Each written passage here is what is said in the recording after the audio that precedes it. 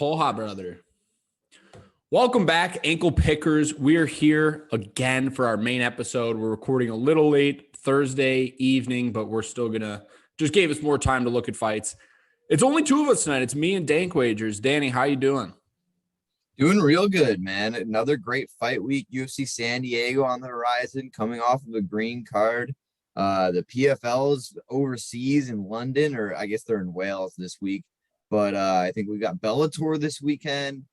Dana White Contender Series a day or two ago, just coming off of the huge Bo Nickel performance that we'll get into. Yeah, I want to talk about that. But yeah, I'm feeling good, man. What a week. What a great couple cards. Yeah, we're not only a great couple cards, but we have a lot coming up. It's just a great day to be a fan of mixed martial arts. So Kobe's in Ireland right now, taking a hiatus from us, but Danny and I are here to hold the fort down in the meantime.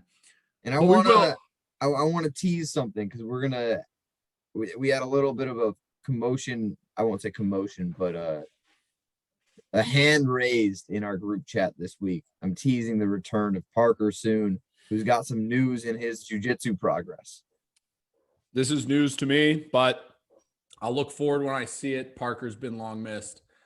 In the meantime, let's recap last week's card, a very green card for me. I went 3 units green. I swept the card. I had 2 small plays that were both on the main event. Yeah, could have gone greener. One science play messed me up in Granger, but I still went significantly green. But let's just start with our almost ankle lock. That would have been fine being the ankle lock anyways. MBS getting the job done over Stephanie Egger. Did you see a tap? The whole thing was kind of weird, especially for an opener. I did not see a tap. This was a fight I didn't watch very closely, though. I was I was out with my family, and my dad had listened to our show on the way up on the drive down, or I guess down to Austin. Shout out, Mr. Koritz. Thank you very much. Yeah, he got to the bar and he said, "Well, I've got women's science in the first 2, and I've got." He had all these dogs that we were playing based on the episode, and he cashed, but neither of us saw the tap at all.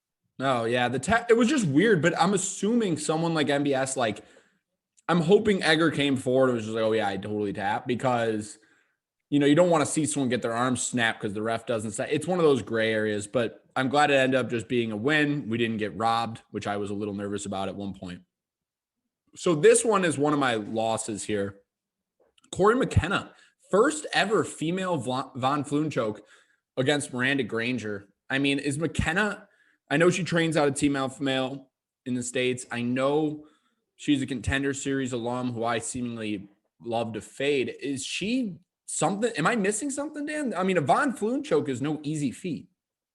I don't know what you're implying that you're missing. I still don't think she's a contender here. I still think she's undersized even for 115. And I don't think she's going to have a ton of success against any really skilled woman here. Thoughts on an atom weight with Corey McKenna and Luma? I think that the UFC is overdue for an atom weight and getting rid of the featherweight. I mean, or just add both. I don't know. It depends. I mean, Nunes is the only active fighter at 145 at this point. It's just like a marketing ploy to make her a double champ. Let's get actually active fighters in the atomweight division. Right now, the strawweight's full of atomweight fighters that are too skilled but not big enough to really compete at 115. Yeah, if they could really fill out a roster, that's a move I kind of anticipate them making. So another one I wanted to be ankle locked, but the line was a little steep, was Brian Battle. And a lot of volume, a lot of power, and he looked really good at 170. Sato's on the way out. I don't believe he's fast enough to fight at 170. I don't believe he is well-rounded enough to fight at 170. But Brian Battle, from being the last pick in the Ultimate Fighter to now just stouching people, finished Petrovsky, finished in the Ultimate Fighter finale against Urbina, and now finishing Sato with a highlight reel head kick. I mean, I went into that fight looking to fade Battle, and I just found myself falling in love with this kid. So yeah, and he's a guy that, I mean, you really haven't seen what his ceiling could be or any kind of limit to his potential just with starting at heavyweight. And really, I mean, this is his first fight down in 170. I made a comment to you on Saturday morning that he looked really skinny, not very good. I'm sure that'll continue to look better and better as he gets used to that cut. But this is a guy that's really just finding his niche, is finding his weight class, and is a much better athlete than he put on fighting at 185, fighting at 205, fighting at 250 in what we've seen. I think that I won't go ahead and say that he's someone to watch, but I think that he could be a diamond in the rough here. I think that there could be a lot that's under the surface. And you kind of touched on it just in a different way. He's just really raw. I mean, he's just really raw, and he's newish to the sport. But what he's shown, and the other thing too that you don't see all the time, but I see with him, is drastic improvements from fight to fight. Like, he clearly is being a sponge and really absorbing well. So that's always great to see. Michelle Oleksiejczuk defeats Sam Alvey. I mean, surprise, surprise. I took the KO TKO, and it was like minus 115, which is awesome to avoid the minus 600. I know people are going back and forth whether it's going to be sub or striking. I went striking. Look, Alvey kind of has been the meme on social media. A lot of people are joking, myself included, about how he shouldn't have been rostered to begin with, and now he's getting fight extensions and all these jokes, just really rubbing salt in the wound. But nonetheless, Sam Alvey's contract did not, in fact, get renewed. Surprise, surprise. So he is a free agent. But from what I understand, he's still looking to fight. I mean, you might see him pop up in Bellator, PFL. We'll see. Bare knuckle. Yeah, we'll see. But nonetheless, there's nothing for me on this one in particular to write home about with in regards to Michelle, just because this really was a expected outcome. Same with the next one. Yeah. And so going on with the next one too, this one I did a little differently, Dan. This one I did by finish because I really didn't know which way McKinney was going to get it done. Wasn't great odds, minus 400, better than minus 600, added it to a parlay. But yeah, I mean, if Gonzalez could have lasted, I know you and I were teasing that maybe the gas tank would give on McKinney, but he was just on this, man. Yeah, this matchup was not the one to be on the other side of McKinney. I still think that there might be a spot. I mean, 155 is just too tough a division to walk into and just walk your way into the title conversation. But he looks great. He looks great on the feet. His grappling looks great. No holes. Yeah, he really, really does. He really shows that he is a well-rounded individual. There's just some cleaning up and experience factors that need to be added. But outside of that, he's definitely got to watch at 55. Sergey Spivak, another leg in all of my parlays, made it look easy against Augusto Sakai. And I want to pretend like this was a surprising outcome for me. Really wasn't. It also closed at minus 300. The levels were just different on the ground, and we knew that. And that's where Sakai is going to be a guy kind of like a Walt Harris. I'm trying to think of some other bodies. Maybe a poor man's Jairzinho, a Tai Tuivasa. A guy that can give you a really exciting fight if he decides, if his opponent is like, we'll keep this standing, But when someone is well-rounded as Spivak gets a hold of him, you see what happens. It gets dismantled quite quickly. Definitely. So Dan, you actually got me on this one, and I laid a small straight play untracked. But Juliana Miller, man, got the job done. I really didn't have anything coming into this. And I know Brogan Walker's record looked a little bit better going in just with the talent that she fought. But it was the tenacity. You were right on. You were right on. I mean, tell me what you thought of that fight. Also, newly crowned tough season a million champion. But it really was a textbook Juliana Miller performance. And I'm not going to say that like she's some world beater.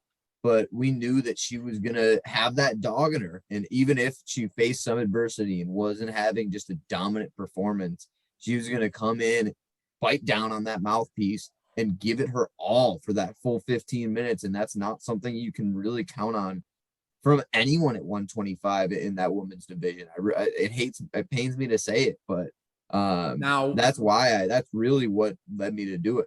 Now, did you expect there to be that massive of a skill gap as far as the ground game goes? Yeah. Or were you Yeah. mainly relying on pressure? I knew that the pressure was there.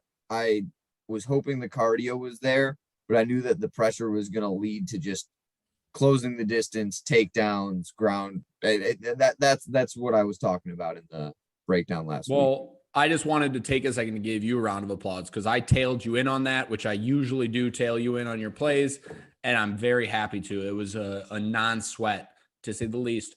I'm also going to put you on the spot here quickly, and I feel bad about it, but I'm going to do it anyways. So that fight took place at 125, and I kind of want to see where you think she might stack up.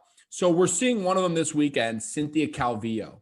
Do you think Julia, I'm trying to gauge, do you think she could be a top 15 flyweight? Tracy Cortez? I think it's really early to tell. We talked Okay. about Brian Battle a second ago Yeah. and how we undervalued him. We looked to fade him.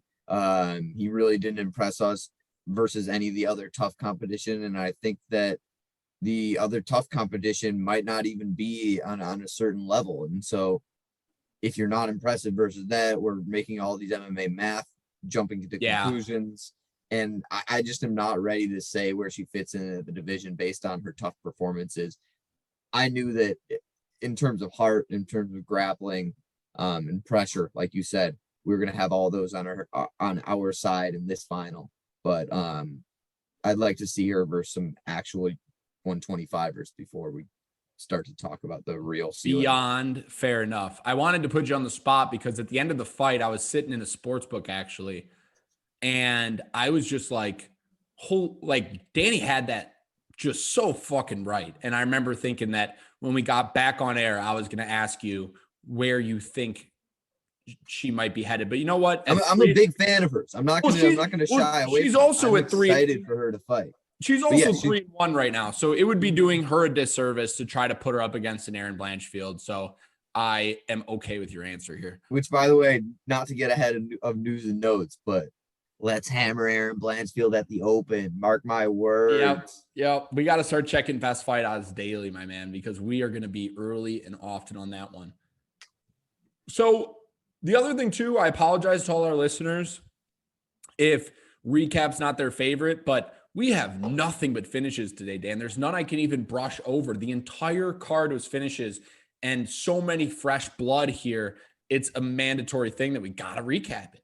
So Muhammad Usman versus Zach Pauga, and Usman finishes him in the second round with the left hook after, in my opinion, losing the first round by a decent gap. I mean, not 10-8 by any means, but when you looked at the strike totals and just the pacing and pressure and accuracy, it was all on the side of Pauga. But Muhammad found his shot and kind of warmed down and ended up finishing him at plus, man, I think he was plus 220 or something in the fight. And then what's even crazier is, I can't remember the Twitter name now, but Bronster, you know what I'm talking about, mentioned that Usman by finish was plus 600 in a heavyweight match. Wild. Got the job done. We were talking about the under in that one, just because it was heavyweights and that everyone expected that to go all 15 minutes. It's just variance at this point. We're talking heavyweights, and that's what it came down to. It didn't look like the punch connected on like a Ngannou Overeem level, but they are heavyweights, and you're off balance. A check left hook is going to put your lights out, and that's what it ended up being. And that was the one thing I wanted to bring up about this fight is, first off, Pauga took no excuses after the fight. A lot of people were mentioning how it was a lucky hit, you won the first, and he said, if I was able to be hit like that, I have a hole. And so I really wanted to take a second just to say, like, that's the mindset of a champion right there, where they don't make excuses for themselves. Mm-hmm. Secondly, and more importantly, I have a feeling that Pauga can actually be a decent heavyweight, and I think that this is going to age well for Usman. So I just looked it up though, and by looked it up, I mean I'm clicked on his name on Tapology. He's 34. Pauga is? Yeah, it's a tough Oh, time yeah, that is tough. to enter the sport. Be What's Mo Usman looking like? 5-1 at 34. 30, and Mo Usman's 33. Yeah, it's Yeah. no pun intended, but it's tough. Yeah. Yeah. Cringe. No, but the thing on top of it too is it's like it just shows that not only is tough, especially with the Contender Series, having a tough time filling out bodies, but heavyweight and women's and a lot of these women divisions just don't have that many bodies. I mean, we're looking at 34 and 33-year-olds as fresh crop here. So, we'll see. I'm actually looking forward to seeing both these guys again. I think they're decent enough and will provide enough for the UFC heavyweight division. Okay, this one was a little bit of a heartache, and Did we get Malort on this one? What ended up happening? I do not recall. What would have the bet been? I would have had Luke. Yeah. We'll have to review the tape. I was on the Jeff Neal side. We'll have to review the tape. I do not recall. If any of our listeners remember, if I owe Malort, let us know. No, you definitely don't. I was trying to gaslight a little bit, but I was going to say, on different sides. The reason why we were definitely on different sides is all I was trying to say. So here's what's interesting. The reason why I brought it up is because 10 minutes before the fight, I placed my ticket on Neal, and it might have been you. You might have been the little birdie in my ear. But Dan, take it away on this one. Jeff Neal just broke through the granite chin Vicente Luque. It arguably could have been finished earlier. Luque got just pieced on the feet, but obviously his chin is one of his best weapons. But TKO, KO finish late in the third round, and Jeff Neal, in my opinion, looked as good as he's ever looked. Yeah, it really goes back to exactly what I said last week. It's if the best version of Jeff Neal shows up, this line is completely wrong, completely flipped. And we know that Vicente Luque is going to come in and play Jeff Neal's game. He's going to stand in front of him. We know that the best version of Vicente Luque is hittable and that Jeff Neal is a sharp striker. I wouldn't want to stand in front of Jeff Neal very, very long. And you can't, as Vicente Luque showed, even with his iron chin. It just ended up being a huge problem. He ate huge uppercuts, huge elbows. I mean, Jeff Neal was sharp. Like you said, it was his best performance. But I don't know. Sometimes you have to expect an athlete to look good. I mean, he's still 31. This isn't a guy like hopefully the resurgence and I don't know. I don't want to bring up Dominic Cruz. We're going to talk about him later, but it almost feels similar of if the best version of both these fighters shows up, this line is stupid. This line does not make any sense. So then my next question is, I mean, Luque just got pretty one-sided by Bilal Muhammad, which you hate to see. Grappling. And now he's getting finished by Jeff Neal in a pretty one-sided match. Striking match. Have we seen the best of Vicente Luque? I mean, he was always someone that people talked about getting a shot, and he always dropped it right before he got his shot. He dropped to Stephen Wonderboy Thompson, comes all the way back. The Bilal Muhammad fight was most likely, if he won that, he was going to get the next shot, lost that one. Are we going to see Vicente Luque get a title shot in this lifetime, or is he going to transition to the gatekeeper of this division? I'll tell you that it hurts me to say we're both big fans of Vicente Luque. And keep in mind he's 30. He's 30 years old. I won't say that we've seen the best version of Vicente Luque. Obviously, that 4-fight win streak, Nico Price, Randy Brown, Woodley, Chiesa, that was great. He's 30 years old. I'm confident he can go on an equal, maybe similar win streak. I don't think that from the very beginning of his career, he thinks that he could have ever been champion. I mean, he came in that Black Zillions season with Kamaru Usman in his same weight class, and there's just been no opportunity to gain like any headway on his teammate and one of his best friends. I mean, I don't think he's looking for Kamaru to lose the belt. I mean, he's a huge Kamaru fan and I mean, teammate, sparring partner, confidant, all of it. But he's never been close, and now he's gotten even closer with Gilbert Burns. But look what's happening. But hold on, look what's happening at 135. You got a guy in Aljo saying he'll go to 45 just to give Merab the chance at 35. And Merab beats Aldo. Has Usman's talked about skipping 85 because he's friends with Izzy, but going right after the 205 Uri or Glover, I mean, you could see a world where Usman lets Luque fight for, call it an interim belt, while he goes trying to be a double champ. I just still think he's a couple rungs down the ladder, and that's what I was getting into. The other a little thing bit is his new best friend, our favorite fighter, my favorite fighter, me too, Gilbert Durinho Burns. Let's say Kamaru does do that. The guy, to me, who had the best round and a half, whatever, shot against Kamaru, was Gilbert Burns, the guy who dropped him. And I still think that Gilbert's a head and shoulders, both striking and grappling. No, he is.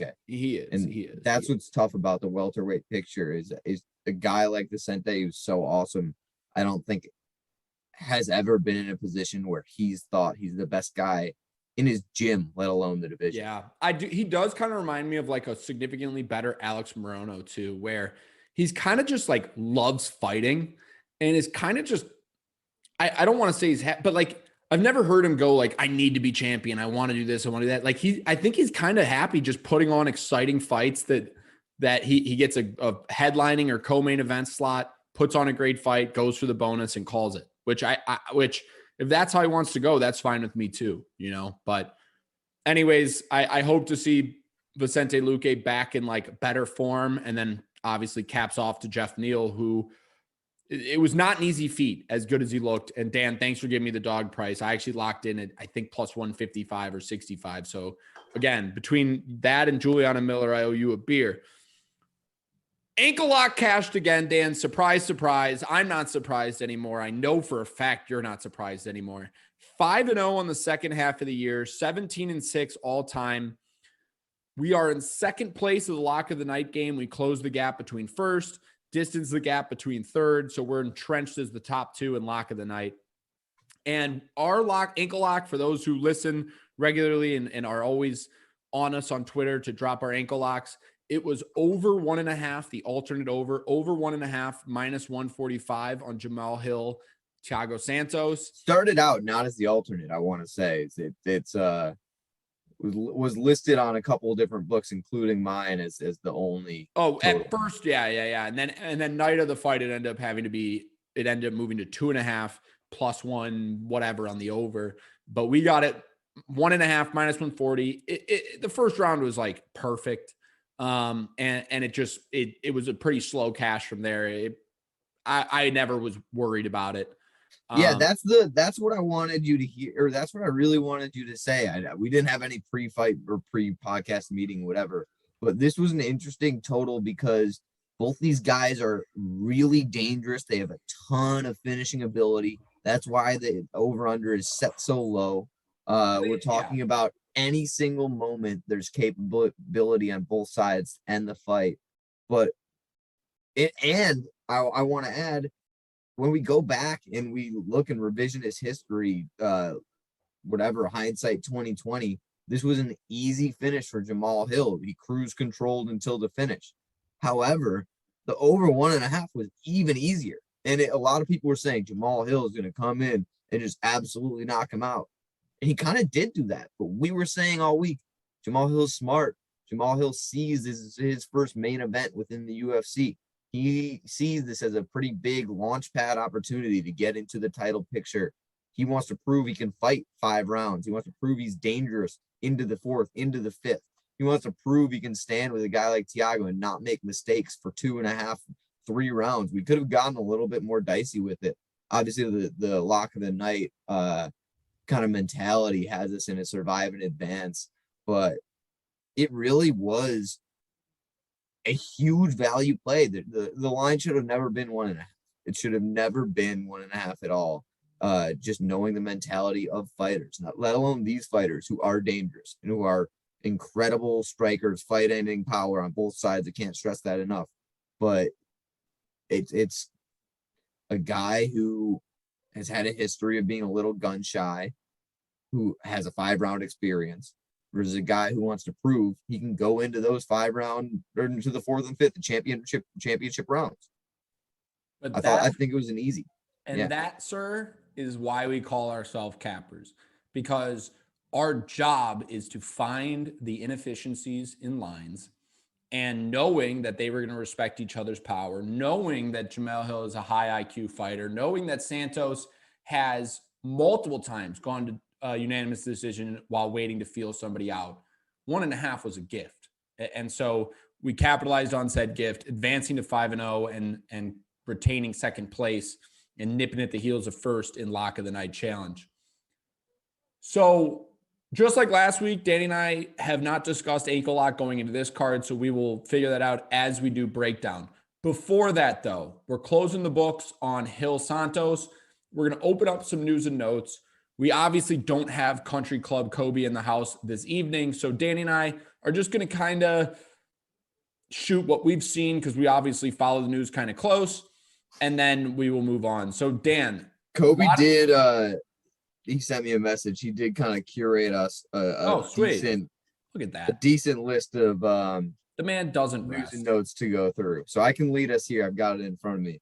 The first one is a little bit of a shout out to myself. I think I was sitting in this chair a week or two ago when the first wave of UFC 280 announcements came in, and I said, Abu Dhabi card, and we haven't even seen a Nurmagomedov on it yet. We're about to get more announcements. Abubakar Nurmagomedov is fighting Ghazi Omargadzhiev on that UFC 280 card, October 22nd in Abu Dhabi. That should be one of the prelims. Just another prestigious name to add to what's going to be the fight of the card of the year. I also want to add that if someone has Magomed in their name, they win at an 85% clip in the UFC. So something worth mentioning that Abubakar Nurmagomedov I think is looking to pass that torch. I think that works. Even if on the other side, it's Omargadzhiev. It's not oh my god. Yeah, I think that works. If it was Amagad, like Magamad, we're getting into some weird like syllables, like hooked on phonics shit. What else we got? Oh, did he talk about Uriah Hall? If not, I'm going to take it now. Go ahead. So Uriah Hall announced his retirement and randomly got removed from the rankings.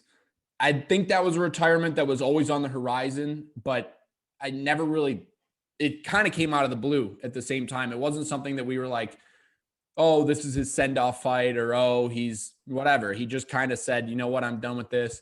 And so, will we see him again? I don't think so. I think this is one of those true retirements, but one of the most electric guys we've seen on Tough, and a guy who's all in all had a pretty decent career. Very nice guy. Spent a super nice guy. I saw him. I talked to him just a week and a half ago at UFC 277 in that Champions Club. He stopped by, and he did look super happy. He didn't mention anything about not having any fights scheduled or laying down the gloves or was he stuffing his face or drinking beers to give a little tell? He didn't at all. You know who was Adrian Yanez. He had himself a full plate of some steak, some bulk season for Yanez. Lobster scampi. Hey, Yanez baby, nice. Get those NFTs while they're hot. Come on now.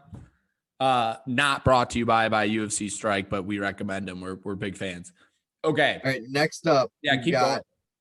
Eric Anders taking on Andre Petrosky, not in a UFC fight, but in a grappling match at Fury Grappling. This is gonna be August 27th, so just in 2 weeks or so, happening in Philadelphia. I didn't know they were allowed to take those fights while under contract with the UFC. So Fury is a subsidiary. It's a fight. I know, pass. but I know it's a fight pass subsidiary. But I still didn't. It's just a grappling match. It's the same as Submission Underground. It's not so much. So are they getting paid by Zuffa? Yeah. Okay. That clears a lot of it up. Because I knew, like, remember when Darren Stewart fought for Cage Warriors, that one weird COVID thing? It was super weird. And when you followed the money trails, it was on Fight Pass, and he still got paid from Zuffa, same purse. That was the UFC London card or Fight Night London that COVID got canceled because of COVID. Yeah. So okay, that's interesting. All right, next up we've got 283 announcements. Rio de Janeiro, Brazil, making the return. UFC in Brazil. We should have an awesome card there. I mean, I'm expecting Charles Oliveira, Jose Aldo, Figgy, Gilbert Burns, maybe like guys like Jalton Almeida, Chao Borello, some great Brazilian prospect. Have you ever, as long as you've been following the UFC, have you ever been like, there's not enough Brazilians for a Brazil card? Definitely not. And you know what? I sent a text to Kobe and we've got to work out the details, but I'd love to get myself up to my ass down to Rio de Janeiro for that card. I'm teasing maybe being in person. I want to shout out my buddy Josh. He's a close personal friend. He lived in Brazil for 10 years. Maybe we can get him to take us around. That would be a fun time. Next up, we got our guy, Georgian Roman Dolidze, fighting Phil Hawes in October 29th. Dude, that's a tough fight for Roman. Or a matchup. I think that's a tougher fight for Roman than people realize. I mean, I know he made crazy work of Kyle Dawkins, and I know that Hawes had a tough time out a couple fights ago. But when you look from a wrestling standpoint and power standpoint, that's not an easy fight for Roman. The speed is definitely on the side of Phil Hawes. Yeah, I was going to say, I think wrestling is what we're going to see Roman get back to here. I think it's going to be back to a little bit of a boring fight, kind of what we saw like against Staropoli.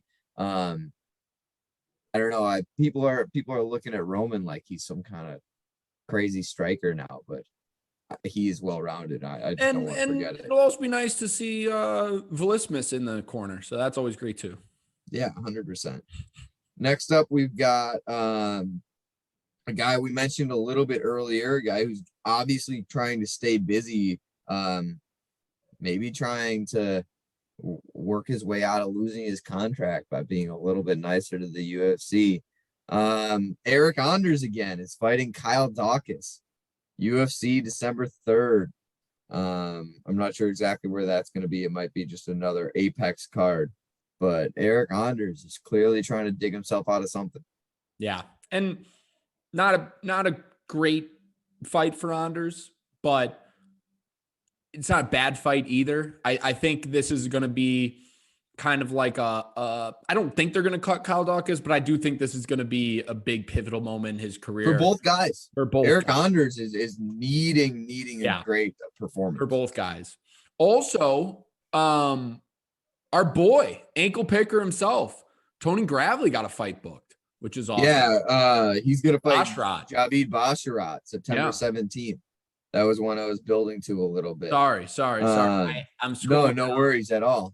And do you have any kind of initial reaction breakdown, or are we thinking wrestle fuck Tony Gravely like usually? I'm thinking Tony's going to be able to mix in both, but obviously with the style that Basharat brings, his wrestling is going to be on the forefront.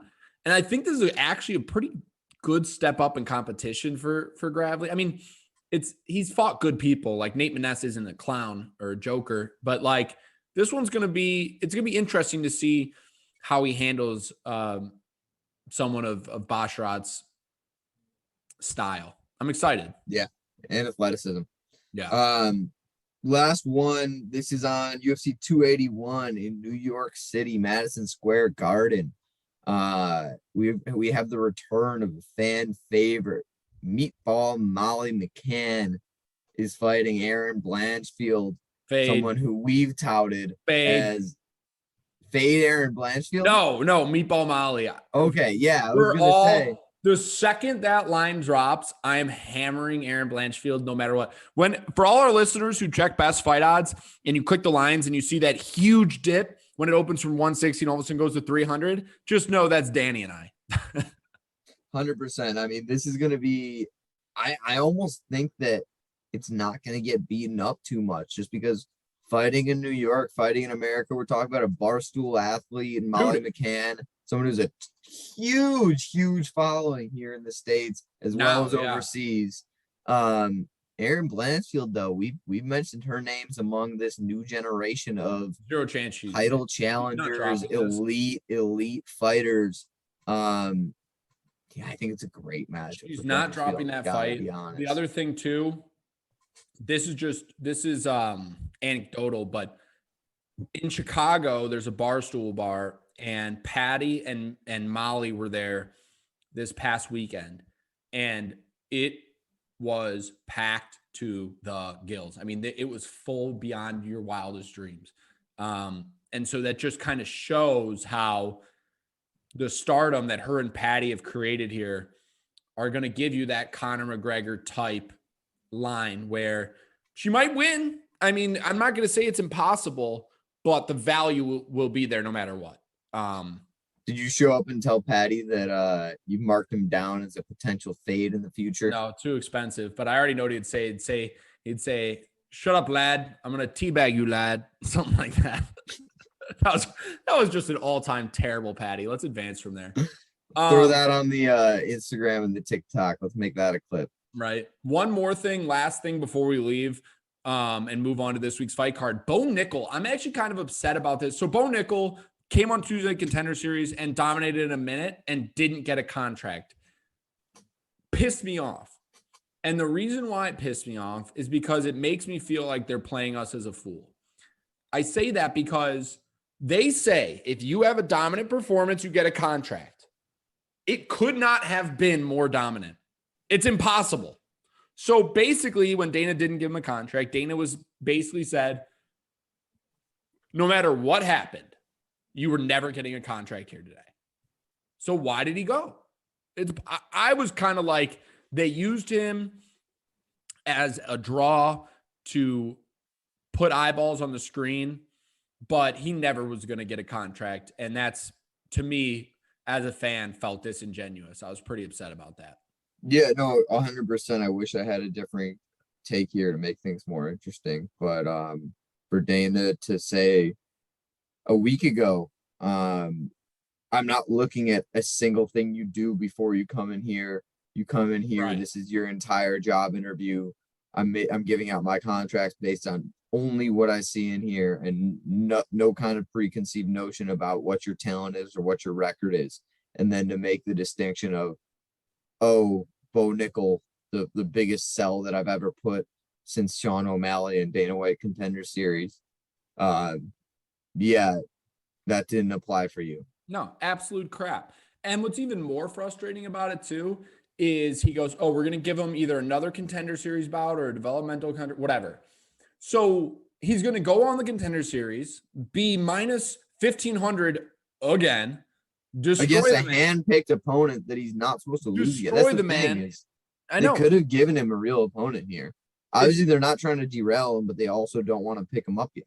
It's just upsetting because they're basically they're messing with this man's career, and it's like it's not like he doesn't have a crazy foundation, but when you're transitioning from wrestling, he's already 26, which I know is young in the grand scheme of things, but like he needs to not just sit out for a year, get on a different Contender Series, be minus 1,500, dismantle this guy again. I think he'll turn around on this season. I'll tell you that. Now, if that happens, that might be a slightly different story. Because I don't think he's putting himself on the shelf for a full season. I guarantee that. I think we'll see him this season. No, I agree with that too. I'm saying like maybe they put him in a developmental scene where he dismantles people at minus $3,000, comes back on the Contender Series at minus 1,500. But like, let's be real. If he went to the UFC right now, I'm not even kidding. Like he woke up tomorrow, fight got announced that he is fighting. What is Nickel fighting at 85? That he's fighting Dricus Duplessis or Brad Tavares. There's a reasonable chance he's minus. That's Brad Tavares, I'll give you. Dricus is get a little bit of You don't think Dricus would be plus against Bo Nickel right now? Dricus got some steam on his name at this point. I know, but we're talking about the most credentialed wrestler I think the UFC's almost ever seen outside of Henry Cejudo. Romero and Cejudo. Yeah. I mean, there's a couple, but Bo Nickel's right there. But again, I went straight for a top 15 guy. You're telling me that someone in the lower up, like a Walt Harris? Walt Harris is 20, 50 pounds on him, right? Yeah. Oh, I don't know why I went straight for heavyweight. I almost did heavyweight the first time too. But you're telling me that a lot of these middleweights, I don't know why it's so hilarious. A lot of these middleweights, like look what No, Alex definitely. Pereira. Alex Yeah, Pereira was the dude. Alex wrestling Pereira is, was 3-1 when he made his UFC debut. He's getting a title shot in 2 months. you know what? That's a really great example. I'm glad you brought that up because Alex Pereira is a specialist in the exact same vein that Onik Right. was. It's Right. And it worked in the exact same division. So I don't know. When the contracts got read and Bo Nickel didn't get one, I would be lying if I said I wasn't like, wow, like why did I just watch? I mean, I love fights, so I don't regret watching, but like it really felt disingenuous. That's the best word, as good a word as any. It just felt like a robbery to the audience. I feel you. But also at the same time, in Dana White, I trust. I mean, he's never totally screwed me on anything, so I'm not. Dana's been fine. Okay. Let's move on to this week's fight card because I'm going to We got some money to make. see, I'm going to need your help a little bit, Dan, because I taped religiously and I don't know. I'm going to need your help. So let's start it off. So this one took me by surprise. Yusuf Zalal is fighting a newcomer, Damon Blackshear, and Yusuf Zalal is only minus 125, Dan. Do you watch any of Damon Blackshear? I did. I'm not gonna say I like me like I'm playing him, but I like me some Damon Blackshear. Yusuf's on a 3-fight losing streak. Obviously, he's back against the wall. Well, so Zalal's 3-fight losing streak, though, I do want to add is Ilya Topuria. Sungwoo Choi and Sean Woodson's not as good, but Ilya Topuria I'm not too upset about. Sean Woodson is a tough stylistic matchup for him just because of the size, length. But look, I taped Zalal religiously, and he's not as good of a striker as I remember thinking he was. I mean, I think he's at a serious striking disadvantage in this fight. I think Damon Blackshear is the much better striker here. I agree. I'm glad you mentioned that. So I didn't see it showcased as much in the Josh Smith fight, but I went back a little bit to the Vogel fight, Mateo Vogel, because it was a unanimous decision. I got to see a little more of it. I would say he's a significantly better striker, a lot faster, puts together combos a lot better. Zalal's footwork might be a little better at being on the outside, but the other thing I want to mention is Blackshear isn't a slouch on the ground. I mean, he pushed definitely not. He gets a lot of submission wins. And Zalal, although he hasn't gotten subbed and he didn't even get subbed by Topuria, even though Topuria had him in a lot of compromising positions. But this line, I went in being like, oh my God, Zalal should be a hammer, right? I mean, minus 125, a guy who I always thought's decent. He's young. Another thing to add, though.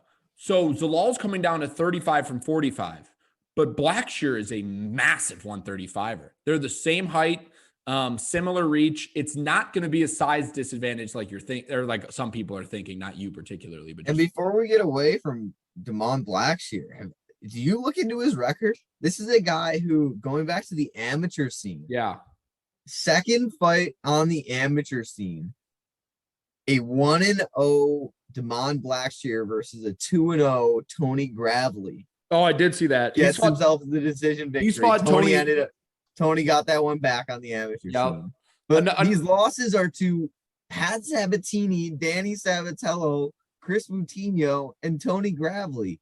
Another thing too is he beat guys like Alon Cruz, who was 4-1 at the time in 2017. I mean, he made it to the UFC, and his cage or CFFC title defenses, like he looked the part. He didn't look like a fish out of water. I did want to note that again in the Josh Smith fight, like I would say that if we were dealing with someone who had better scrambles, better transitions, was a little bit smoother on the ground, I'd be a little bit more worried. But I think the way this fight's going to play out really is a good stylistic matchup for Blackshear. And I think Zalal is going to be a guy who probably the UFC moves on from. And then when Zalal turns 29, 30, he might get a second stint. I mean, he's young. 100%. But okay, I'm interested we see this one the same way. This was one that isn't on my card yet because I wanted to see which way the line moved, but it's definitely something I'm like, thinking about. Where is it going initially? It opened at 170 for Zalal, minus 170. Okay. So people like them on. And now it's been stuck. It's been stuck at this 105, 115 range for a while. So I don't know. I'm not sure how to play it from here. The next one we won't spend too much on unless if you've got anytime, some new. I was going to say, if anytime, it's just the Quinlan Witt that got rescheduled for this week. It also is a catch weight, it looks like, at 180. Yeah. Is there anything you want to add? I mean, we broke it down let's just remind everyone where we're on. We think Quinlan's going to come in fast, come in powerful, and hurt Jason Witt. We were talking about maybe playing the under. It's not something I'm extremely confident in. It was more when we were fishing for props without an ankle lock, anything solidified last week. It's not something that'll see my card. I think Quinlan is an exciting prospect, but unproven. Jason Witt's going to have some size here, and the numbers are a little bit big for my liking, but I do expect Quinlan to come in and hurt Jason Witt and probably get a finish. Retweet from me. I mean, Quinlan's striking's explosive. So it's either going to be Jason Witt wrestle fucks him and we see the inexperience of Quinlan, or Quinlan puts him out relatively fast. I mean, Witt's proven to be a little bit chinny, but 280 is expensive for a guy who's 5-0, no matter how you look at it. So, I'm not going to play anything too disciplined, but Quinlan by KO TKO would be my prediction, I think. Okay, Dan, I'm really curious to see how you think this one plays out. Ode Osborne is taking on Tyson Nam at 125, and the line's steep. It's Ode Osborne minus 245, Tyson Nam plus 205. Line opened at Ode minus 220. It's gone up a little bit. The other thing about this fight is they've fought a lot of like opponents and had similar success.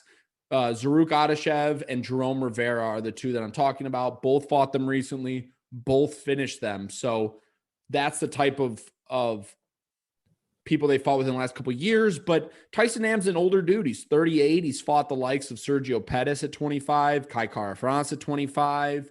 Also coming off an ACL injury right now. His first fight back. Important to note. Yeah, and that he split decision loss to Matt Schnell.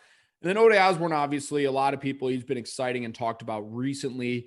Just a couple months back, TKO, not even a month back, dismantled Zaruk Adashev, which obviously 4-3 at the time, not crazy.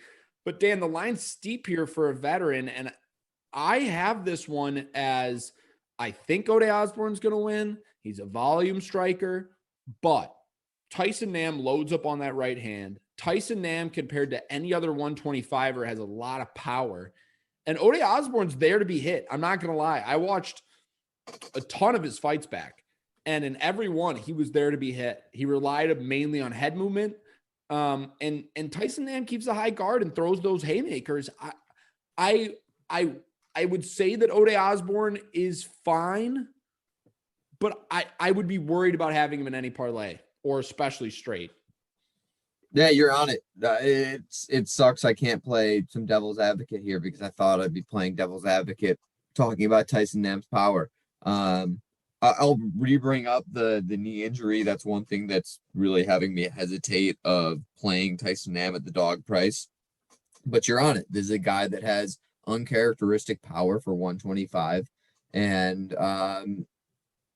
there's nothing showing me that Ode Osborne is sound defensively enough to avoid the shot in a 15-minute fist fight. I have to assume it's going to land. And Nam's there to be hit too in his own right. And that's what made an interesting take. I thought the under could be interesting for 125 because I expected it to be over under 2.5.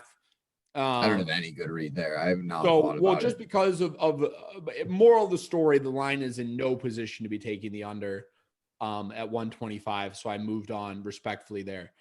Gabriel Benitez. So it sounds like you're on nothing, but nothing. See some value on Tyson's side, but I kind of see. But I'm a guy who's suffered from ACL injuries in the past. I get that in my head, and for some reason, it's tougher for me to bet you. But the other thing too is, are you looking to place a tracked wager on Tyson Nam here? I'm not. I mean, the value's there. Maybe on that knockout prop. how steep is it? Is it even I as don't know. steep? I haven't looked. I don't even but think, honestly, based on what the over under is, I doubt it's as steep as you think it is. either Um, way, let's get into Mobley Benitez, Give me Charlie one sec because this Ontiveros. is kind of Let me. man by I'll KOT. introduce the next Man by fight. KO TKO is plus 450. Okay. Okay. Gabriel Benitez versus Charlie Ontiveros. Go ahead, Dan. You seemed excited about this. Before you do it, though, Benitez minus 350, Ontiveros plus 290 is a massive dog. Yeah, for me, that line's way out of whack, and it's mostly just the Benitez side. Recently, we've seen a lot of really smacked up lines, and I don't mean that like they're wrong or really anything. I mean that they're being released a little earlier. Let The me add a public's a tidbit little to it. bit more knowledgeable, and come fight night, they're a little bit smacked around. One quick tidbit before you keep going is this did open at Benitez minus 240, Ontiveros plus 220. So it has seen a significant amount of action That's since. what I mean. Go, yeah. That's That's why I what I'm wanted saying. to add it. So go ahead, continue. Yeah, and I'm not trying to say that Benitez shouldn't be the favorite. I clearly see him winning this fight more often than not. Ontiveros is crazy chinny. I mean, he's freaking made of glass. But at the same time, on this huge favorite side, I'm so uncomfortable laying Mobley Benitez. It almost reminds me of what was it 2 weeks ago, Dontel Mays versus Yeah. whoever it was, or the Newcomer. what was it, Ellen Bedeau versus Josh Parisian a couple of weeks before that, and it's these Humberto. No, that's not his name. Sorry. I was looking at the 125er Humberto. no, but Ignore me. all I'm saying is that there's these matchups where clearly one guy is better than the other, but neither are at a high level. And how are we getting into a fist fight where there's no clear chasm or any kind of level between them? It's just two bad guys. One of them's less bad than the other, and we're gonna pay minus 400 for it. To me, that's crazy. I almost see this as like a woman's science play, but with how chinny I think Ontiveros is, I won't be touching it. So, I mean, I'm not even going to bother beating a dead horse. You said everything I was going to. The one thing I was going to say, though, is I did look for a potential under because Ontiveros' background. So here's a couple of things, Tad. One, Ontiveros came into the UFC at 185 and he was decently lean. This is at 155. His last fight in the UFC was at 155, though, and he dropped his opponent twice. But Ontiveros is an absolute fish out of water on the ground. I mean, it is so appallingly obvious. I mean, Holland made him look like a freaking butter guard. It's so bad. It is so appallingly obvious. But his striking background is not that bad. Benitez on the other side is a guy who's willing to stand and bang. I think Benitez fall in love with striking too. He has phenomenal low kicks. But as of recent, I mean, he's been absolutely dismantled by Onama, Billy Quarantillo. I think the only way to really look at this off the gate was Ontiveros' value. Do not add Benitez in any of your parlays. But Ontiveros is also terrible. I don't want to brush over that. Like, he's really, really bad. Should not be in the UFC. Has no takedown defense. Horrible off his back. And his striking is a karate style, a kung fu style, very low hands, but like Dan said, extremely chinny and gets hit. Dan, I wanted the under really bad. Can you tell me what you think the under is just for shits? Just for shits. Don't look. Just take a stab at the under. It's 1.5. Yes. And it's minus 200, 220. Yeah. It's under 1.5 with the under being minus 225. I mean, you can't. I was so on that. I know. You can't touch it though. You can't touch it though, right? I mean, how am I supposed to touch that? That's one that makes me want to play the other side, but even that's just uncomfortable. Yeah. Like I don't. No, you can't do it. I mean, let's be real. I mean, it would be if Benitez touches Ontiveros, he folds. Ontiveros is looking to stay standing. If it hits the mat, he's going to fold. I mean, this is going to be a Benitez is significantly more technical. Ontiveros has significantly more power and has a very weird style he brings to the table. Ontiveros as a plus. I'm not tracking it, but maybe might sprinkle it. And then the under maybe if you want to add it to a parlay, but 1.5 is just not that much time. But both these guys have glaringly ginormous holes and relatively easy to game plan for. I imagine Benitez will make quick work of Ontiveros just because Ontiveros really does not belong, but the power is definitely worth mentioning. Nina Nunes, in her second fight post-child, is taking on Cynthia Calvillo at flyweight here, sorry. And the line is steeper than I thought. It's Cynthia Calvillo minus 180, Nina Nunes plus 155, opened at Calvillo minus 140, Dan. Oh, I'll go in. I mean, I would love you to go in because it's Nina Nina MMA, Nunes. and the only word I have for you, Dan, is science. Both It's these Nina women, Nunes. yeah, both these women She's drastically underperform their number almost always.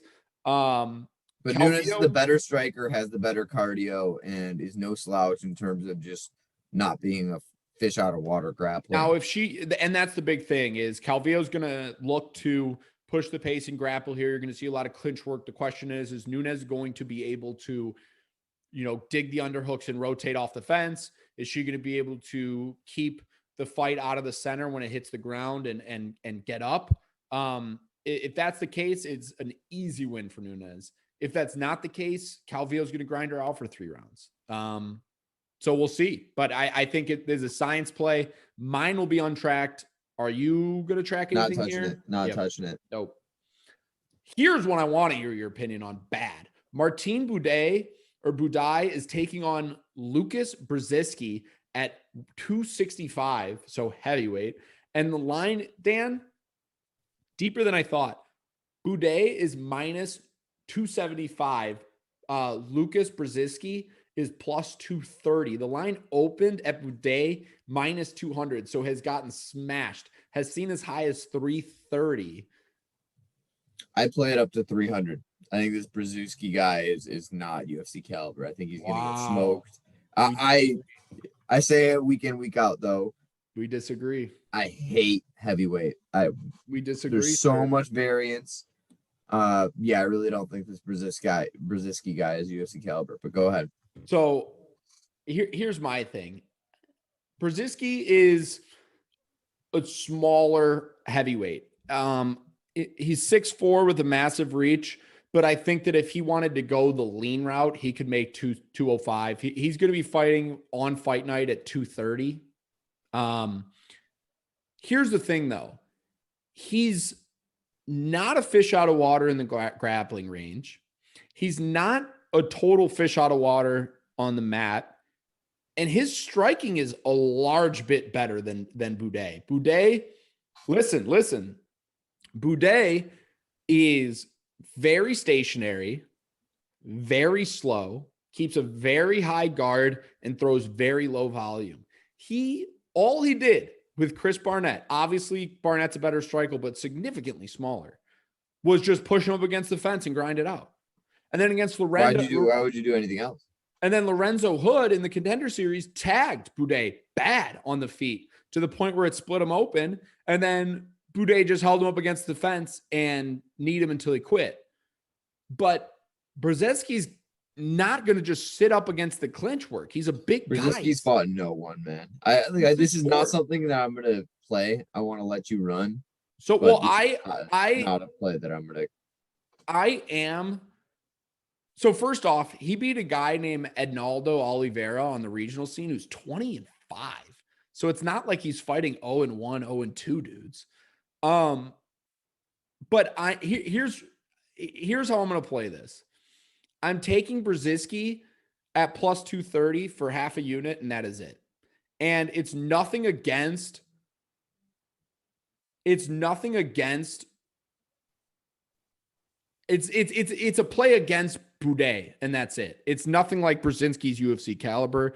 I just think Buday bullies with his size, but when you look at his technical striking, it's really not that great. So that's all. I actually shocked you're on Buday here. I really did not think you were going to be. You're not tracking it though, right? You're just leaving this one. No, I'm not going to play the minus 2.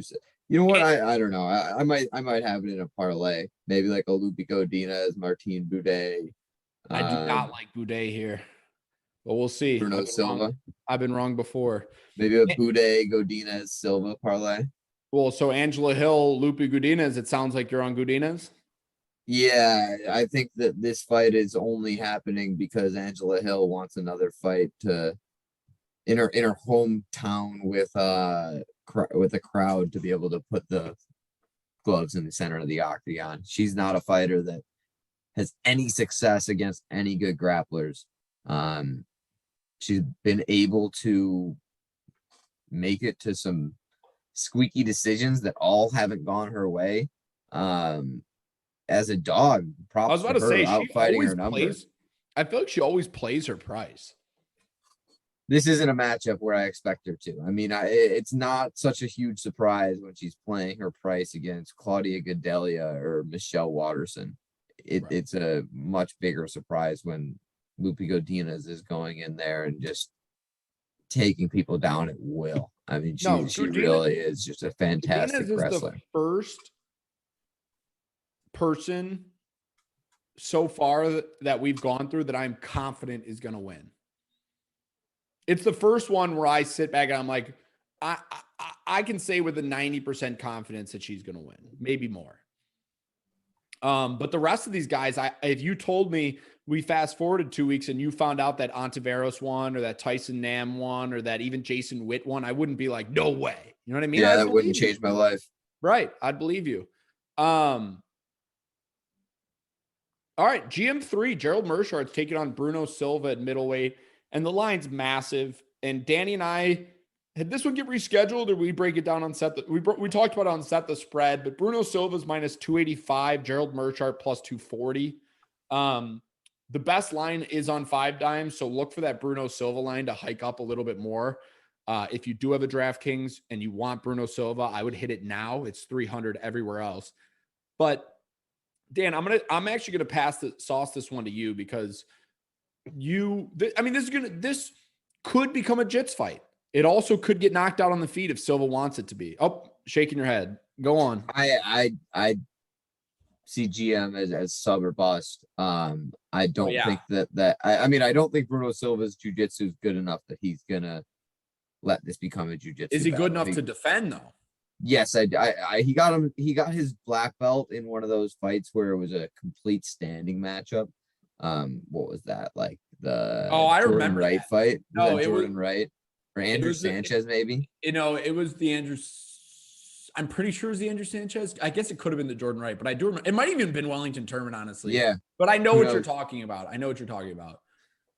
This is a matchup where I don't see him letting it get on the ground at all. Yeah. There's a huge speed difference here, and that's the main thing for me. We saw it against Hamzat. GM3 just got stounced right away. Bruno's got the speed and the defense to go 3 full rounds with Alex Pereira. He's gonna absolutely tag GM3 while GM3 tries to get this to the mat. And it's not like GM3 has as scary of a guard as Paul Craig. And maybe I'm tempting a ghost here or setting a curse, whatever. But I'm just not as worried to see GM3 on his back than a guy like Paul Craig, even though they have the same path to victory.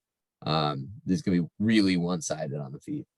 And how do you see this fight going? You think it's going to be a KO TKO? Do you think it's going to be a Paul Craig round 2 KO TKO? Okay. I think there's going to be a little bit of just like annoyance of some butt scooching. I was going to say, is it going to be a Paul Craig Vulcan type fight where it's just GM3 laying on his back? I think GM3 gets tagged in the first 2 minutes trying to land a takedown. He realizes I can't get a takedown.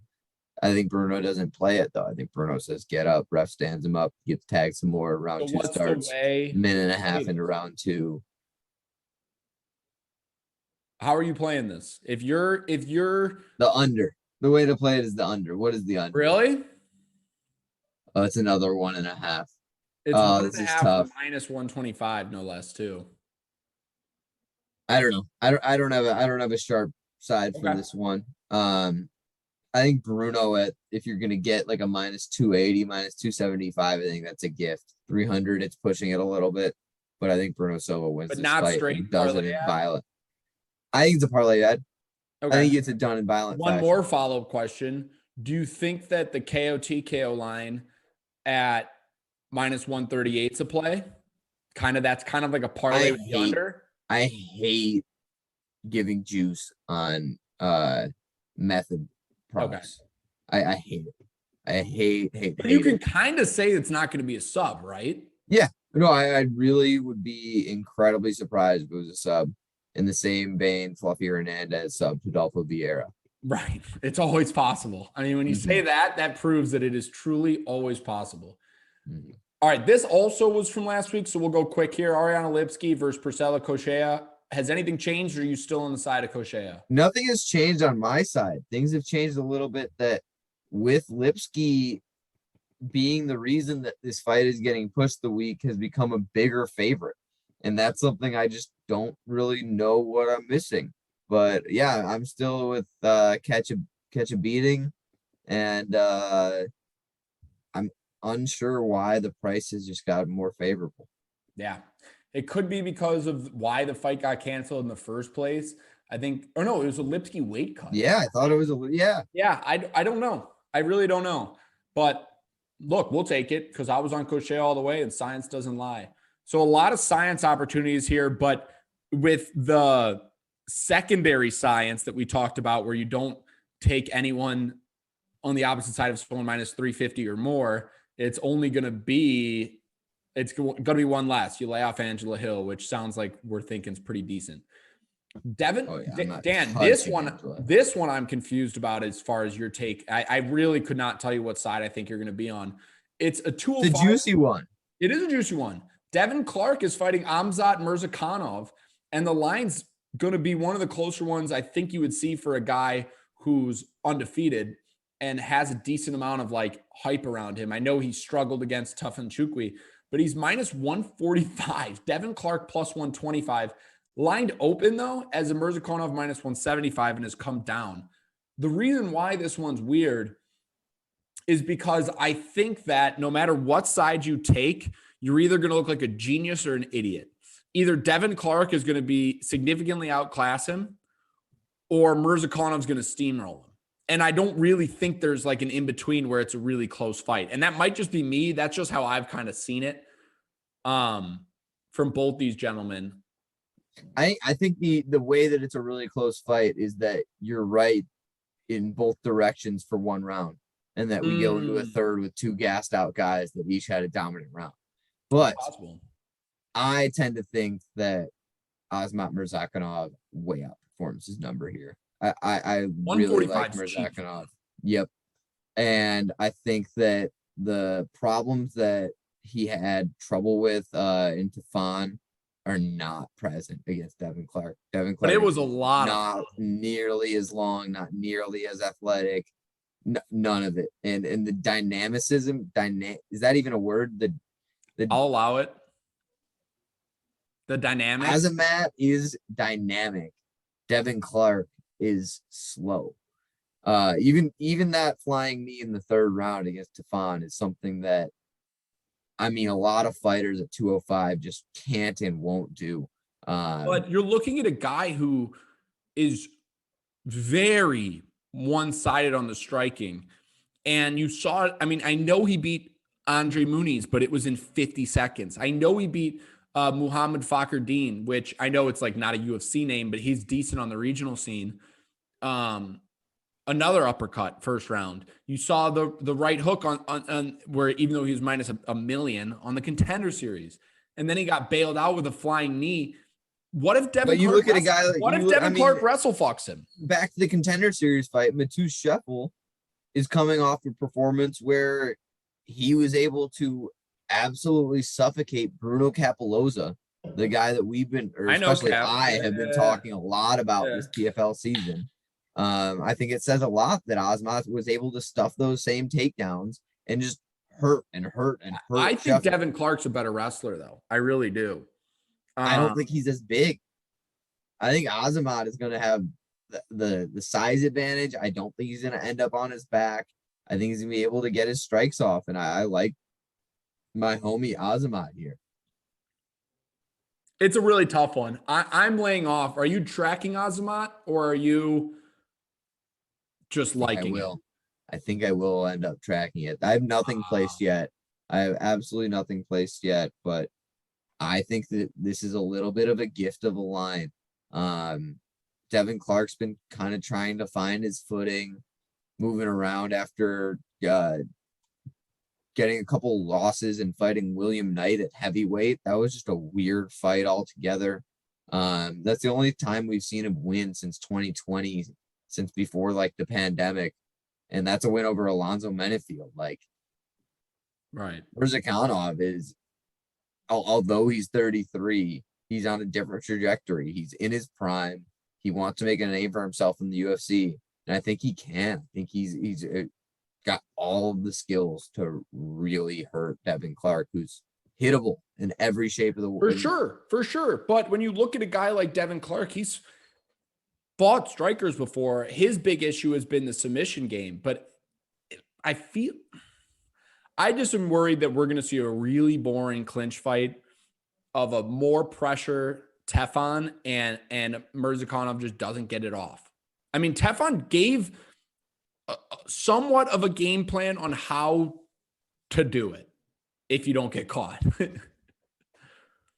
Yeah, but I mean, but let's just say that Murzakanov comes out there, is the exact same fighter, but he landed the flying knee earlier. You're looking at a minus 800 here or minus 600 here. You know what I mean? Like the line has been drastically smashed down because of the Tefan fight. It's weird.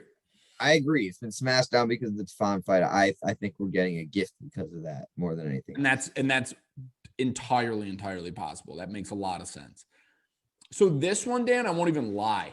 Don't have a lot of notes on. Not sure if you do. Yasmin Jaragu versus Lasmin Lucindo. I have no fucking clue. But Yasmin Jaragu is minus Yasmin versus Yasmin. Versus Yasmin Lucindo is plus 175. But the line's moved a little bit. It opened at 260s, come down. I'm not even going to pretend like I can give an educated guess on how this is going to play out. So I'm just not. I like Aware G as the better martial artist from what I've seen. I won't act like it's as well sought out or researched as any of these other fights, but I think that the correct fighter is favorited.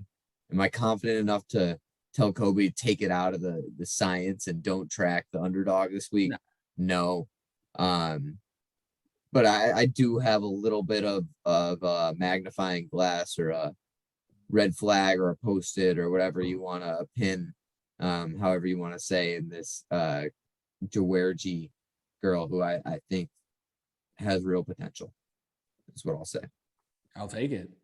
So look, I'm going to be playing science there, if anything, but I didn't have anything fundamental to add. So I'm just going to just brush over it. Co-main event, David Onama's taking on Nate Landwehr. Line is massive. Onama minus 275, Landwehr plus 230. Opened at 215 for Onama and has gotten steamed up a little bit. A lot recently, though. The steam started around August 8th. So very recently he's gotten smashed down. Dan, I'm really excited for your take here because my take here is Landwehr's a little bit of a live dog, but not live enough for me to take it. Onama's very raw, but he fights in one of the best gyms you can in Glory. And I think that the Mason Jones fight, even though it was a loss, did more for his stock than it did hurt it, which obviously since Mason Jones' last couple of fights, that hasn't aged as amazing as we all once thought it did. Watch the Gabriel Benitez fight back, fighting on the same card, and Benitez actually wobbled him once in a couple exchanges and got some hands off. I just think that Onama's a guy who's 28 years old, and at 32, he's going to be a legitimate top 15. But right now, as raw as he is, started his career. I mean, he didn't start his pro career till 2019, if that tells you anything.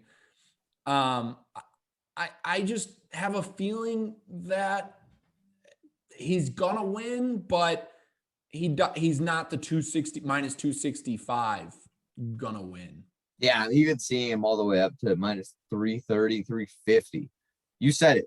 I really I don't mean, have a that's ton just, to I add. don't know how else to. Nate Yeah. is experienced. Nate can get it done. Onama has looked really great against Garrett Armfield and Mowgli Benitez. And Mason Jones, I mean, it pains me to say it, but are we really going to hold him in that same light that we did before he lost Ludovic Klein? No. Because to me, that's a little tough. Do you know who beat Ludovic? Nate Landwehr. Yeah. And so, yeah, I'm right there with you. I think that Great there's a huge amount of value on Nate the Train. Is that who he is now? Nate It the is Train. Nate the Train Landwehr. Yeah, I think that that's where the value play is here. Will it be Main tracked event for time. you? Not right now. No, I'm struggling to find a lot of plays on this card. But yeah, stay tuned.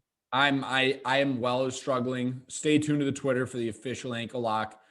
There will be one. Main event, Dan, and I have an interesting play here. My only placed bet so far. Marlon Cheeto Vera, number 6 bantamweight, is taking on first ballot Hall of Famer Dominic Cruz, number 9 bantamweight, here at 135 in the main event. And the line is steep. We were both shocked come set the spread. Brother, I was gonna like explode a little bit if you were gonna the way you the cadence in your voice a little bit. You said, I've got my one bet placed here, Marlon Vera. And then you paused and said versus Dominic Cruz. Now we can pull back that footage maybe. Marlon Vera is minus 230, Dominic Cruz plus 195. And the thing is, I'm not sitting here and saying like, oh, you're wasting your money. Cheeto Vera has no chance of winning this fight. He's outmatched. The number's wrong. Should be flipped. That's not at all what I'm saying. What I am saying is that if you're betting Marlon Cheeto Vera before the second round, maybe even the third round, you're doing this wrong. Reece is gonna in a minute talk about why we love Dominic Cruz so much and why he's a absolute legend, incredible pedigree. I mean, all of the credentials. But one thing about Marlon Cheeto Vera that is a little bit looked past, especially with this huge momentum that he has recently, is the pattern in these fights. And we're talking both 3-round and 5-round fights. I want to say in maybe 5 of his last 6 of his last 7, he's lost the first round. He's a slow starter. This is against Frankie Edgar. This is against guys that are slower than Dominic Cruz. This is against Rob Font, Davey Grant. Fights that he's won, granted, but he's come out and lost that first round. So the reason that I was so quick to kind of bite back at the potential of someone playing Cheeto Vera before a live bet after the first round is you're just giving away value. This 240 is not going to be there after 5 minutes in this fight. When Dominic Cruz looks good and is fresh, it is not going to be 240 after the first round. I guarantee that. Is there potential for missing out on a Cheeto Vera first round finish? I don't think that that's possible. I mean, obviously Dominic Cruz is getting up in age and whatever, but Henry Cejudo, I think, is the only guy who stopped him. And even that was like, yeah, I was about to say, like, our guy, Keith Peterson, shout out to him.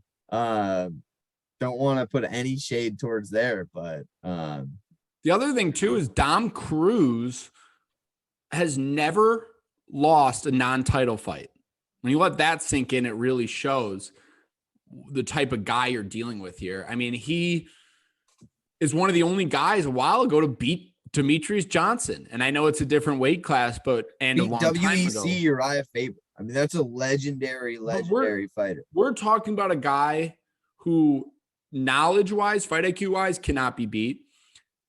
Really hard to prep for because stylistically he can't really be replicated. And he's a decision machine because he's there. He pops in to hit you, pops out. I don't know. I think Cheeto Vera's going to learn a valuable lesson here. I think Dom Cruz is the play. And the other thing too, Dan, is I want to hear what you think about this bet.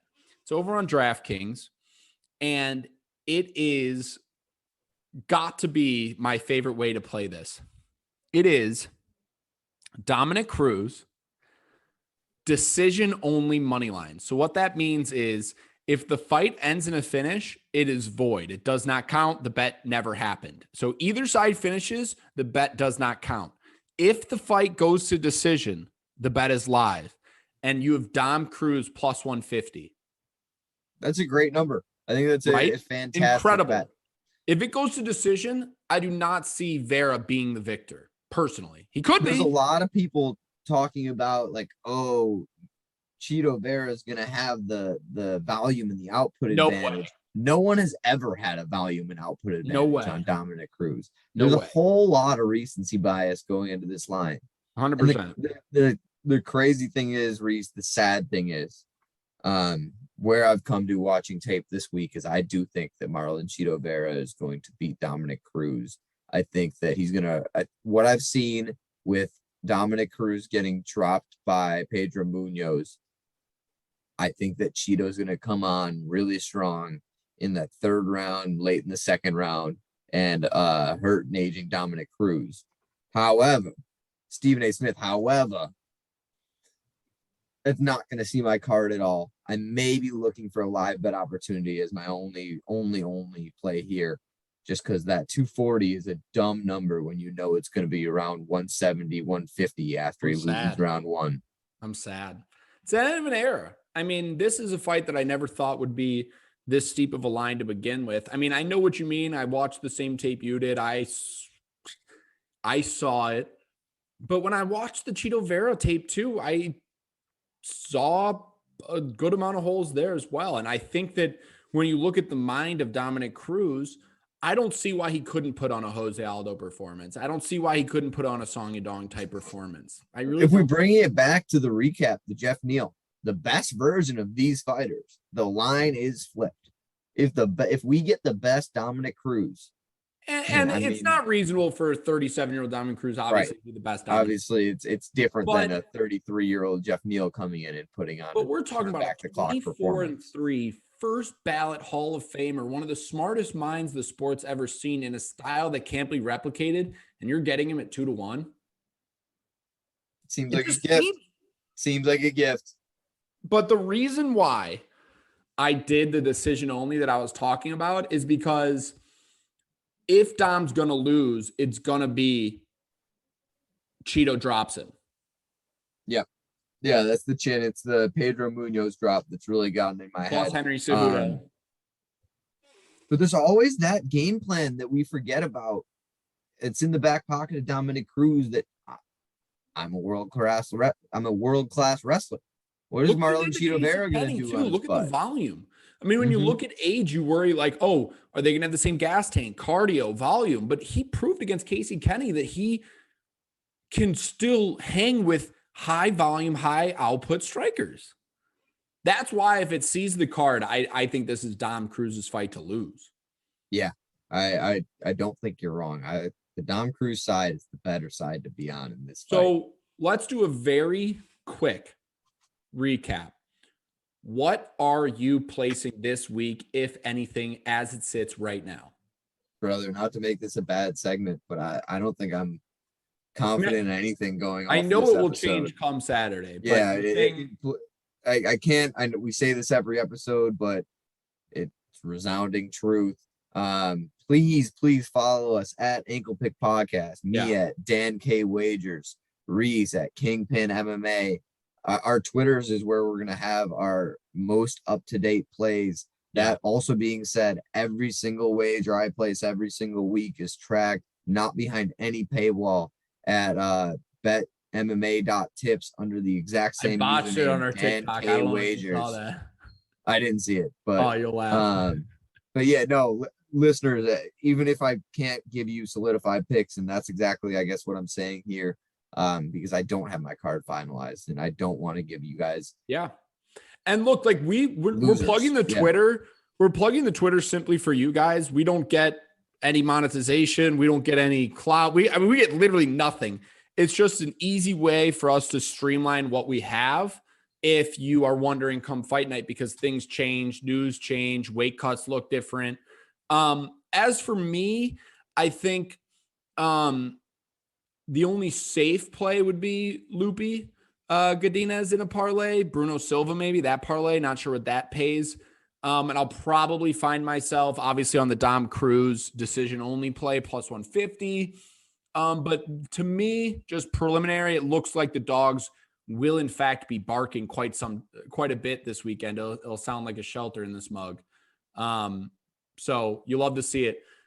Dan, thank you so much for holding this down with me. The boys are back, just us two. Great podcast. But Kobe is missed. Will we have him next week? I think we will have Kobe next week for the main episode. Cool. Expect another Set the Spread to be out both on podcast and YouTube on Monday. Check out our YouTube. I'm making strides here. Ridiculous. I really want to pat myself on the back. Ridiculous, here in terms Dan. of my ability to Attaboy. edit, because it's taking a little bit of practice. Also, quickly, if you're watching PFL this weekend, phenomenal card. PFL's this weekend, Bellator's this weekend, but we had the opportunity to go into a video call with the main event in 2 weeks from now. Brennan Loughnane taking on Chris Wade, Strong Island. Chris Wade. Yep. And that call got spicy, I'll say. So that's up on the YouTube as well. Very funny if you want to listen to that. But that's it. Dan, want to wrap us up here? Yeah, I'll give us a nice Yiso. We got to start montaging our PFL pohas. Cue the music.